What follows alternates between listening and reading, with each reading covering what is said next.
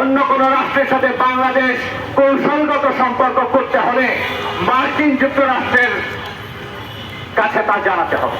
কেন? এই অন্তর্বর্তীকালীন সরকার তারা বিদায় নেওয়ার মাত্র 2 দিন আগে, নির্বাচনের মাত্র 2 দিন আগে তারা তড়িঘড়ি করে একটা মার্কিন যুক্তরাষ্ট্রের সাথে চুক্তি করে গিয়েছে।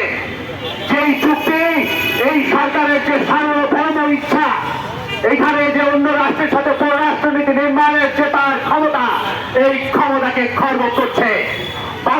এর মাধ্যমে আসলে জনগণ রায় দিয়ে যাদের ক্ষমতা পাঠিয়েছে সেই জনগণের সার্বভৌমত্ব খর্ব হয়েছে।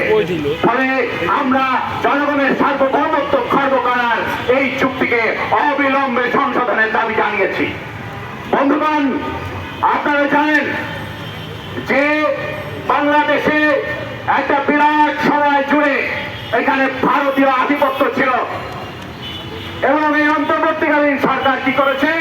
তারা বলেছে ভারতে 20% ট্যাক্স তারা ধার্য করেছে, আমরা 19% ট্যাক্স ধার্য করলাম, এর ভেতর দিয়ে আমরা জিতে গেলাম। অর্থাৎ ভারত বিরোধী যে মনোভাব, সেই মনোভাবকে তারা ব্যবহার করেছে। ব্যবহার করে তারা এমন একটা চুক্তি করেছেন যেই চুক্তিতে বাংলাদেশের এই যে এই ট্যাক্সের পরিমাণের বাইরেও বহু বহু শর্ত নতুন করে আবির্ভূত হয়েছে।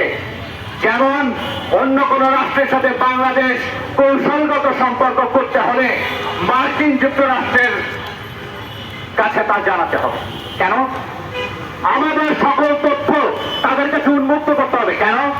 আমরা একটা স্বাধীন রাষ্ট্র, স্বাধীন দেশ, আমাদের জাতীয় স্বার্থ, আমাদের যে সার্বভৌমত্ব তা